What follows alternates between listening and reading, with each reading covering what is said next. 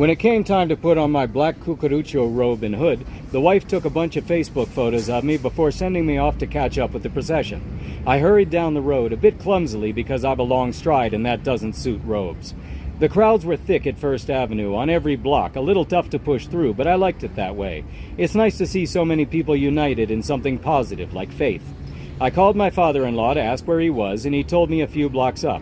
I hurried up the road, trying not to step on alfombras or push anybody walking solemnly.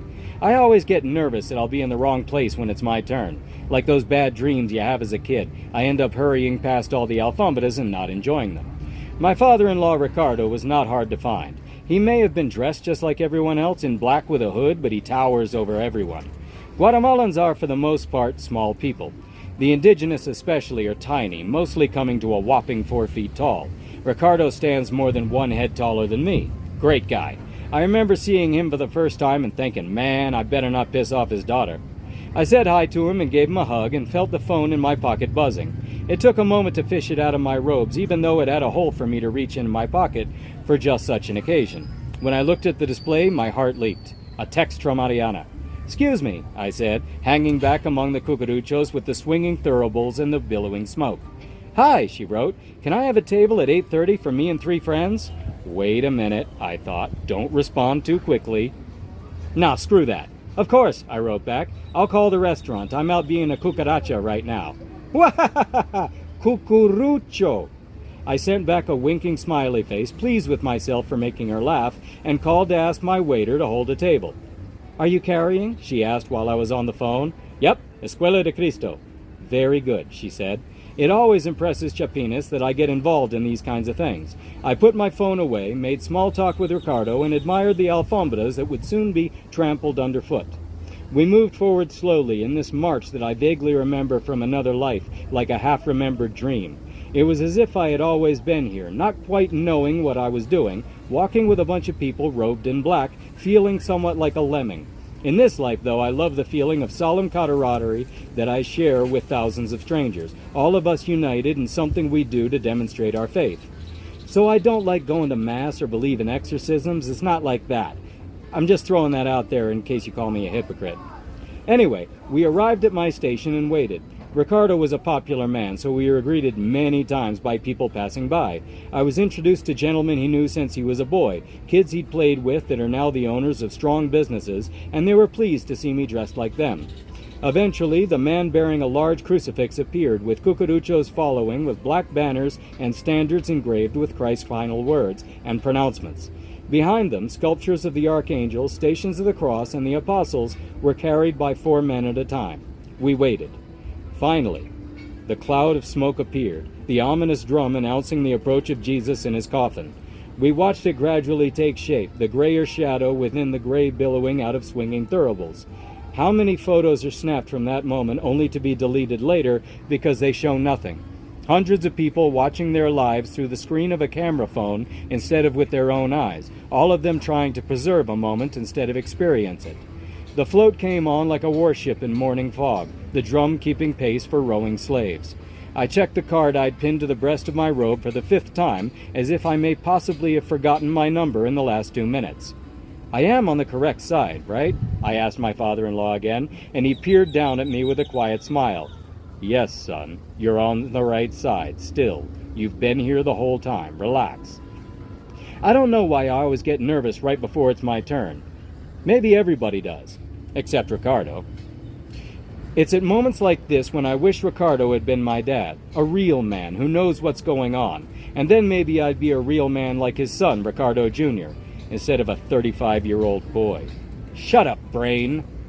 The massive float appeared, 100 men grunting under the weight of it. It was elaborately carved with filigree that must have taken all year, the most intricate patterns in the dark wood. Above that, orchids nodded at the feet of the apostles. Behind them, I glimpsed a gold-worked glass coffin and a hint of red from Christ's robe. I might get to see the whole thing later in all its glory, but it was starting to get dark. Since we're in a valley cradled by volcanoes, the sun goes down pretty fast. Slowly, it arrived at our stop, and we all crowded forward looking for our spots. Pushing as courteously as one can, I got it to number 63 and tapped a tired man on the shoulder. It reminds me of Indiana Jones trying to measure out sand, then pass a heavy pouch for a golden idol every time when we trade places and I slip under that massive float. The weight of it on my shoulder suddenly woke me up to the reality of what I was doing. If I should stumble, the whole thing could come crashing down, and I would be remembered for years as the loser that couldn't hack it. Or maybe it would not, but it sure felt that way. It's a stark reminder of just how much is riding on me at the restaurant, and here I am coasting along, blowing it off while riding women on top of tables after hours, texting girls instead of tallying up the sales and costs. I felt this way every year that I carried. We started plodding clumsily along, trying not to kick the heels of the men in front of us, trying not to linger too long in our steps and be kicked by the men behind us, trying not to go too fast and screw up the pace for everybody. With every step, our outside hips ached from the pressure.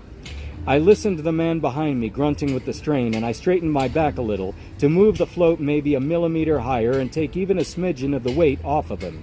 Then I wondered if that had put more weight on some other poor guy. Then I wondered if everybody was wondering these things. Or were they just doing what they always did and I was the only weirdo? Christ, these things are heavy. Why do I have to do this? I wondered.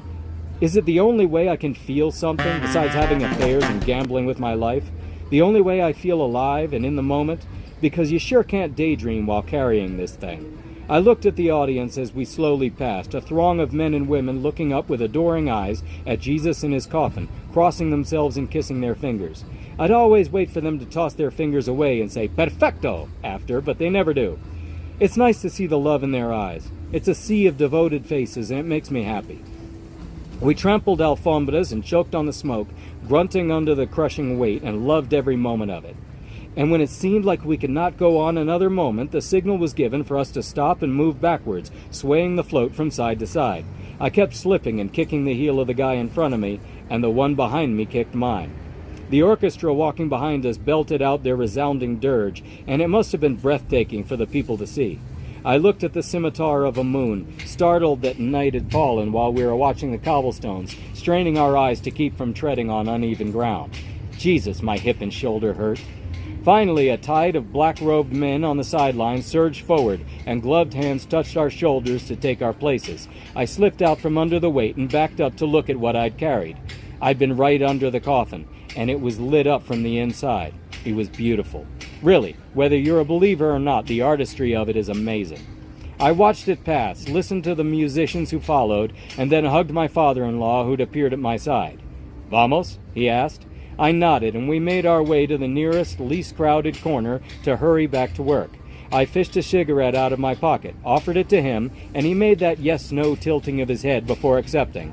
He had quit almost as many times as I had, but this was a special occasion. I got a second one for myself, we paused to light them, and then shot off down the darkened street as fast as our robes would allow. I wanted to check my phone, see if Ariana had written, but didn't dare in front of Ricardo. He was one of those men who could put on a dumb guy act while reading your entire guilty conscience at a glance. This was my favorite part of Holy Week, this moment, us hurrying back to work after carrying. The pain had become an endorphin rush, and the air crackled with electricity from all the people united in a common happiness. I glanced up at the moon again and smiled. I've always prayed to the moon, ever since I was a kid, so when I look up at it, I see the face of God.